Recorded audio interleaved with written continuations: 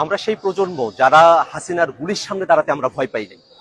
অতএব কারো ভাঙ্গা ডিমে আমাদের কিছু যায় আসে না।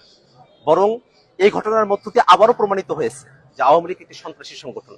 আওয়ামী লীগ যে জন্মগতভাবে এবং প্রকৃতিগতভাবে সন্ত্রাসী সংগঠন, তারা সন্ত্রাস করবে। তারা বাংলাদেশের মানুষ যারা স্বাধীনতাকামী আছে, বাংলাদেশপন্থী মানুষেরা আছেন, যারা জুলাই অভ্যুত্থানের পক্ষে শক্তি আছেন, তাদের উপরে তারা হামলে করবে। এটাতে আমরা আর অবাক হই না। বরং আমরা মনে করি যে অন্তর্বর্তীকালীন সরকার এই দীর্ঘ সময়ে 1 বছর জুড়ে আওয়ামী লীগকে বিচারের আওতায় নিয়ে আসার যে প্রক্রিয়া সরকারের শুরু করার কথা ছিল, সেটা খুব সামান্য অগ্রসর হয়েছে। আওয়ামী লীগের যেসব সন্ত্রাসীরা বাংলাদেশ থেকে পালিয়ে এসেছে, তারা বিদেশের বিভিন্ন জায়গায় তারা এখনো সন্ত্রাসের শখ করছে।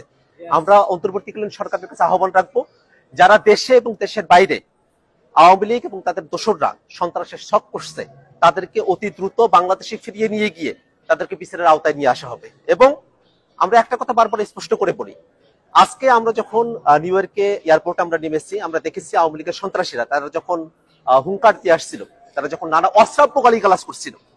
আপনারা জানেন যে আমাদের যুগ্ম সদস্য সচিব তাসিম জারা আপু, তিনি আমাদের সঙ্গে এসেছেন। তাকে উদ্দেশ্য করে নানা ধরনের অশ্রাব্য গালিগালাজ করা হয়েছে, আমাদের উদ্দেশ্য করে অশ্রাব্য গালিগালাজ করা হয়েছে। আমরা মনে করি এটাই আওয়ামী লীগের চরিত্র। আওয়ামী লীগ আজকের এই ঘটনার মধ্যে দিয়ে আবারও তাদের যে সন্ত্রাসের